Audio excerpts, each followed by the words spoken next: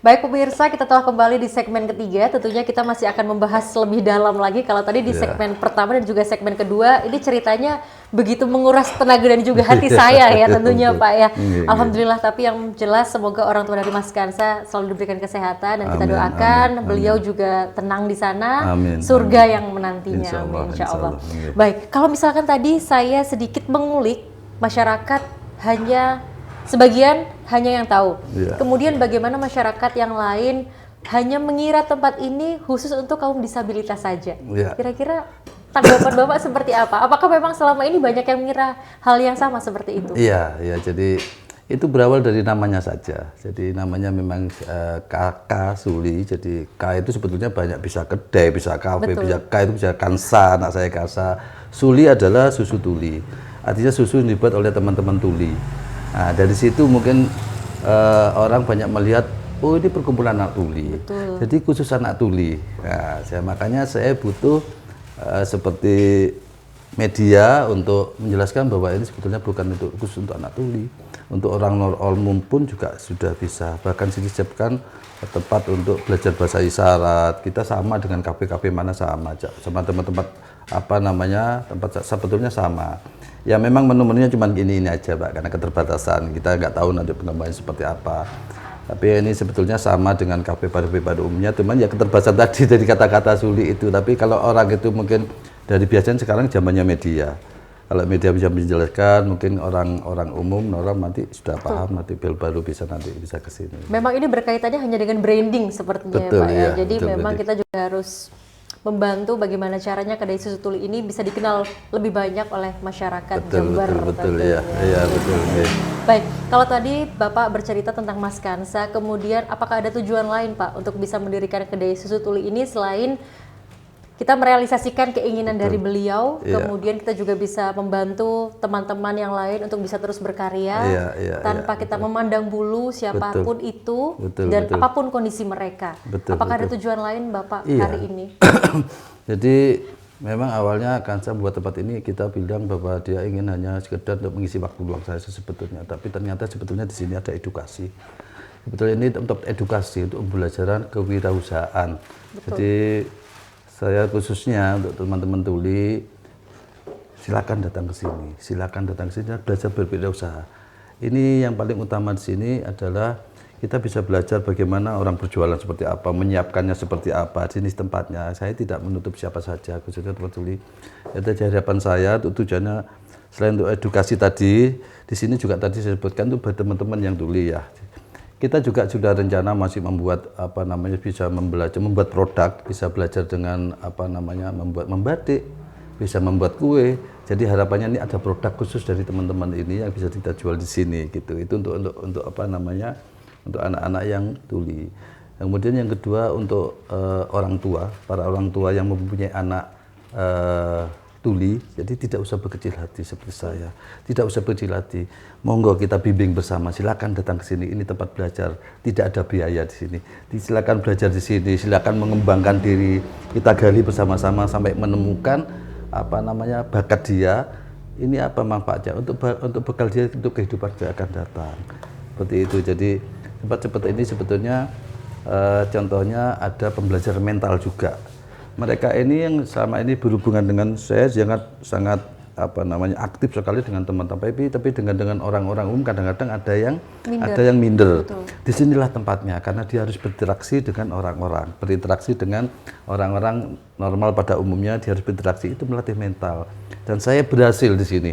Bagi teman-teman yang sebutkan 6 orang tadi, dia berhasil. Dia sudah tidak segan-segan lagi berhubungan langsung dengan orang-orang pada umumnya. Dia sudah berinteraksi, dia bisa mengajarkan bahasa isyarat. Artinya mentalnya bagus. Seperti anak saya, kalau sudah mentalnya bagus, insya Allah dia sudah bisa mengembangkan diri. Jadi saya kira itu. Baik, betul.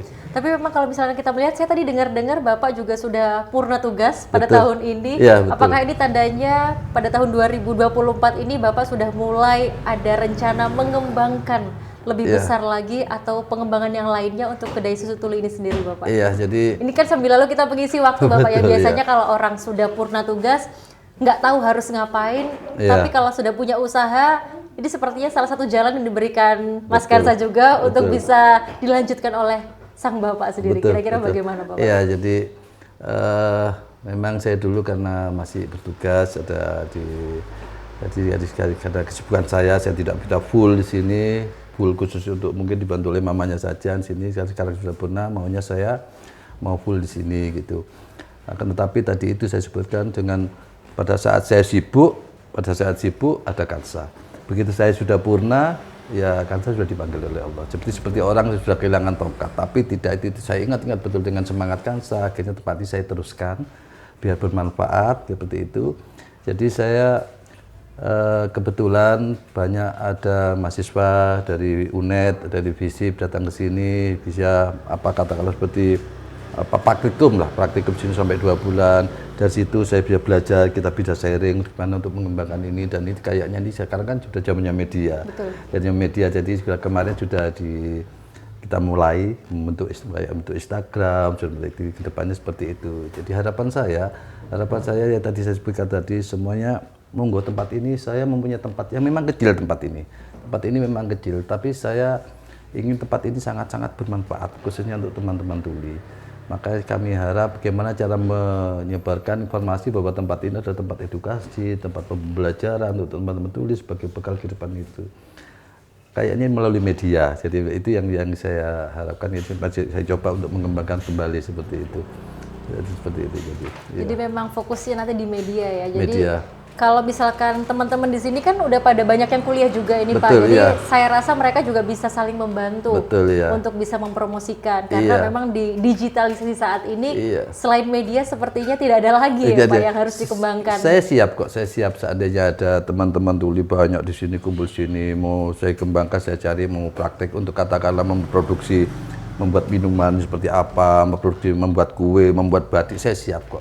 Jadi tinggal siapapun yang datang ke sini akan saya siap bantu seperti itu. Jadi Baik. Saya setuju kalau misalkan nanti kedai susu tuli ini menjadi salah satu wadah untuk edukasi. Betul. Tidak hanya untuk mereka-mereka yang berkebutuhan khusus, tapi selebihnya bisa mencakup semua masyarakat. Betul ya. Tentunya ya. ini kan demi memajukan Kabupaten Jember juga. Insya Allah nanti seperti itu, seperti itu. Cuman ini kan tinggal menemukan produk dulu, produk apa itu yang saya cari. Jadi harapan saya menemukan brand gitu ya. Brand itu hasil dari produk hasil dari Kasuli, dari teman-teman dulu yang menjadi bisa dikenal, itu akan saya kembangkan. Jadi saya masih mencari ini Pak.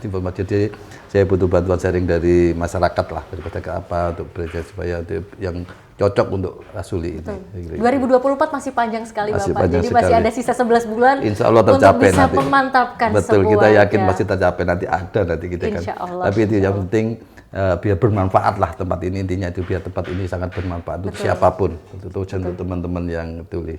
Betul, baik. Bapak, karena memang kita sudah di segmen terakhir, saya ingin Bapak menyampaikan pesan dan juga kesan, kira-kira closing statement apa yang ingin diberikan untuk masyarakat yang juga menonton JTV bersama dengan kami. Tentunya dengan semangat yang dimiliki oleh orang tua dari Mas Kansa dan juga semangat yang dimiliki Mas Kansa, apa yang ingin disampaikan? Silakan. Oke. Terima kasih kepada seluruh masyarakat yang tadi saya bilang tadi, khususnya pada orang tua yang mempunyai anak disabilitas, khususnya tunarungu, tidak usah berkecil hati. Mereka adalah mempunyai